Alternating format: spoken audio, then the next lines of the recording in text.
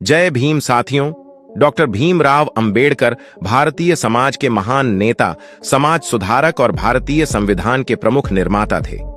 उनका जीवन एक संघर्षों से भरी यात्रा थी जो भारत के दलित समाज के उत्थान के लिए समर्पित थी।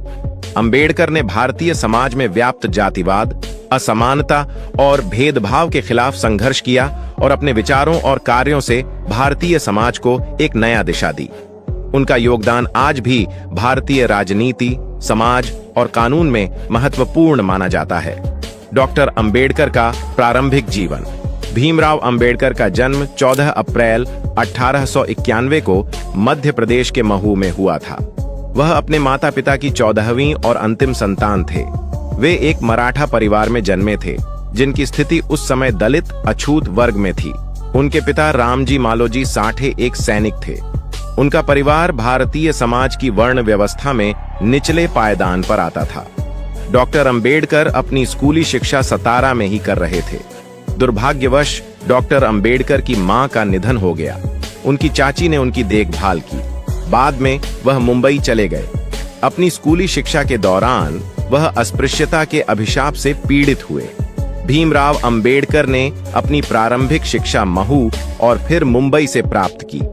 उनका जीवन शिक्षा के प्रति अडिग समर्पण का प्रतीक था। वे भारतीय समाज के उन पहले छात्रों में से एक थे जिन्होंने अपने समाज की जातिगत धारा को चुनौती दी। डॉक्टर अंबेडकर ने 1912 में बंबई विश्वविद्यालय से स्नातक की डिग्री प्राप्त की। फिर 1915 में वे अपनी मास्टर डिग्री MA के लिए विदेश गए। उन्होंने अपनी शिक्षा को ब्रिटेन में जारी रखा और 1927 में लंदन स्कूल ऑफ इकोनॉमिक्स से डॉक्टरेट की डिग्री प्राप्त की। भीमराव अंबेडकर का जीवन मुख्य रूप से जातिवाद के खिलाफ संघर्ष में समर्पित रहा। उनका मानना था कि भारतीय समाज में व्याप्त जातिवाद ने दलितों और पिछड़ी जातियों को शोषित किया है। अंबेडकर ने भारत के दलितों और अछूतों के अधिकारों की रक्षा करने के लिए कई आंदोलन किए। 1927 में उन्होंने मनुस्मृति को जलाने का कदम उठाया, जो उस समय के हिंदू धर्म के अंतर्गत जातिवाद को बढ़ावा देता था। इसके बाद उन्होंने आत्मशुद्धि आंदोलन और शुद्धि आंदोलन शुरू किए ताकि दलितों को समाज में सम्मान मिल सके। डॉक्टर बाबा साहेब अंबेडकर के नेतृत्व में किए गए शुरुआती प्रमुख आंदोलनों में से एक 1927 का महाड़ सत्याग्रह था, जिसका उद्देश्य महाराष्ट्र के महाड़ में दलितों के लिए सार्वजनिक जलस्रोतों के उपयोग के अधिकार को सुनिश्चित करना था। इसी तरह 1930 में आयोजित कलाराम मंदिर आंदोलन का मकसद दलित समुदाय को हिंदू मंदिरों में प्रवेश का अधिकार दिलाना था। 1930 के दशक में अंबेडकर ने भारतीय राजनीति में सक्रिय रूप से भाग लिया। उन्होंने भारतीय राष्ट्रीय कांग्रेस से अलग होकर दलितों के अधिकारों की आवाज उठाई। 1930 में उन्होंने महात्मा गांधी द्वारा शुरू किए गए नमक सत्याग्रह और चमार आंदोलन में हिस्सा लिया और दलितों के लिए अधिक अधिकारों की मांग की। सामाजिक सुधार के लिए कानूनी उपायों के महत्व को समझते हुए डॉक्टर BR अंबेडकर ने दलितों की आवाज को ब्रिटिश अधिकारियों तक पहुंचाने का कार्य किया। उन्होंने लंदन में गोलमेज सम्मेलनों में दलित समुदाय का प्रतिनिधित्व किया। उनके राजनीतिक अधिकारों को सुनिश्चित करने के लिए अलग निर्वाचन क्षेत्रों की वकालत की। बाबा साहेब के प्रयासों का परिणाम 1932 के पूना पैक्ट के रूप में सामने आया, जिसमें आम निर्वाचन क्षेत्रों में दलितों के लिए आरक्षित सीटों का प्रावधान किया गया।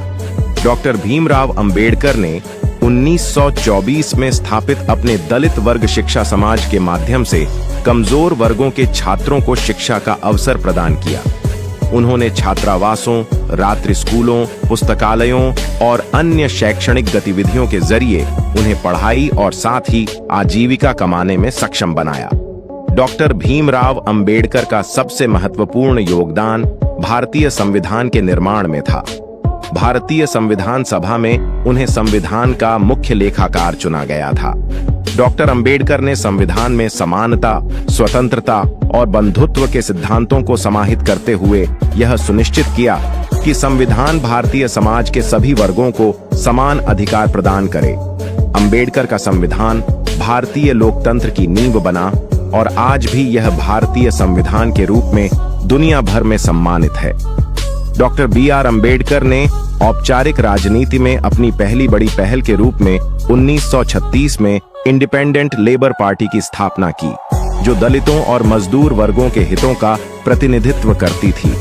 इस पार्टी ने 1937 के बॉम्बे प्रेसिडेंसी चुनावों में भाग लिया, कुछ हद तक सफलता भी अर्जित की, जिससे डॉक्टर अम्बेडकर एक प्रभावशाली राजनीतिक नेता के रूप में उभरे। स्वतंत्रता के बाद 1947 में डॉक्टर बी.आर. अम्बेडकर को जवाहरलाल नेहरू की कैबिनेट में भारत के पहले विधि और न्याय मंत्री के रूप में नियुक्त किया गया। इस भूमिका में उनका सबसे महत्वपूर्ण योगदान हिंदू कोड बिल का प्रारूप तैयार करना था, जिसका उद्देश्य हिंदू व्यक्तिगत कानूनों का सुधार और संहिताकरण करना तथा महिलाओं को व्यक्तिगत मामलों में समान अधिकार प्रदान करना था।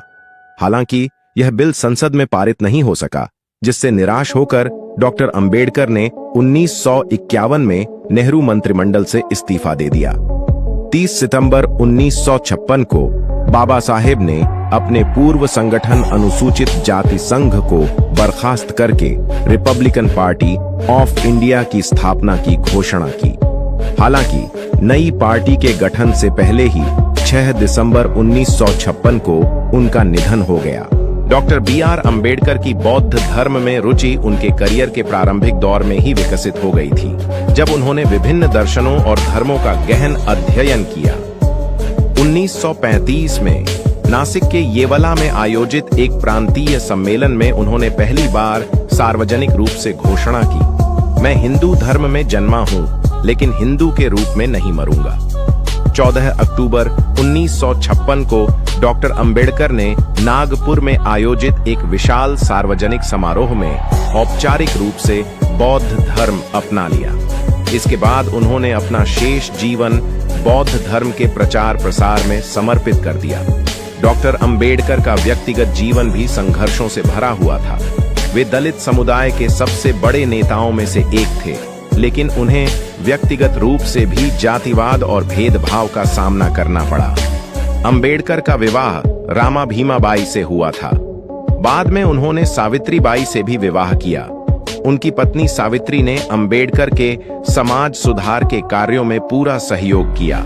महिला अधिकारों के प्रबल समर्थक डॉक्टर बी.आर. अम्बेडकर ने महिलाओं के साथ भेदभाव करने वाले हिंदू व्यक्तिगत कानूनों में सुधार के लिए महत्वपूर्ण प्रयास किए। उन्होंने हिंदू कोड बिल पेश किया, जिसका उद्देश्य महिलाओं को विरासत, विवाह और तलाक के मामलों में समान अधिकार प्रदान करना था। डॉक्टर भीमराव अंबेडकर एक प्रखर लेखक थे, जिनकी कृतियां कानून, अर्थशास्त्र, धर्म और सामाजिक मुद्दों पर गहरी अंतर्दृष्टि प्रदान करती हैं। उनकी प्रसिद्ध पुस्तकों में अस्पृश्यता का विनाश, शूद्र कौन थे और बुद्ध और उनका धम्म शामिल है, जो आज भी दुनिया भर के पाठकों को प्रेरित करती हैं। Doctor B R. अम्बेडकर ने भारतीय रिजर्व बैंक (RBI) की स्थापना में अहम योगदान दिया। 1925 में उन्होंने royal commission, Hilton young commission के समक्ष भारतीय मुद्रा और वित्त पर अपने विचार प्रस्तुत किए, जहां उन्होंने भारत में एक केंद्रीय बैंकिंग प्रणाली की स्थापना की आवश्यकता पर जोर दिया। Doctor B R. अम्बेडकर ने अपने बहुआयामी योगदानों के माध्यम से भारत के सामाजिक, सांस्कृतिक और राजनीतिक परिदृश्य पर गहरी छाप छोड़ी है। उनकी विरासत के प्रमुख प्रतीकत हैं। 14 अप्रैल को पूरे भारत में अम्बेडकर जयंती मनाई जाती है। इस अवसर पर राष्ट्र भर में कार्यक्रम आयोजित होते हैं, जहां उनके जीवन और योगदान को याद किया जाता है। डॉक्टर अम्बेडकर की सामाजिक न्याय और सकारात्मक भेदभाव की वकालत भारत की आरक्षण नीतियों में झलकती है, जो वंचित वर्गों को समान अवसर प्रदान करती हैं।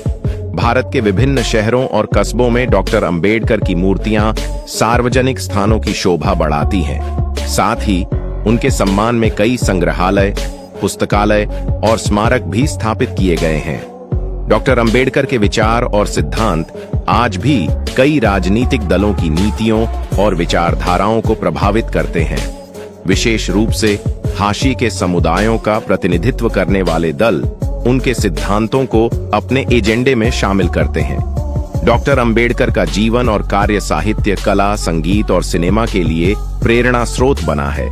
उनके बारे में अनेक पुस्तकें, आत्मकथाएं, कविताएं और नाटक लिखे गए हैं। दलित और अन्य हाशिए पर रहने वाले समुदाय समानता और सम्मान के लिए संघर्ष में डॉक्टर अंबेडकर के जीवन और शिक्षाओं से प्रेरणा लेते रहे हैं। अंबेडकरवादी आंदोलन इसका एक प्रमुख उदाहरण है।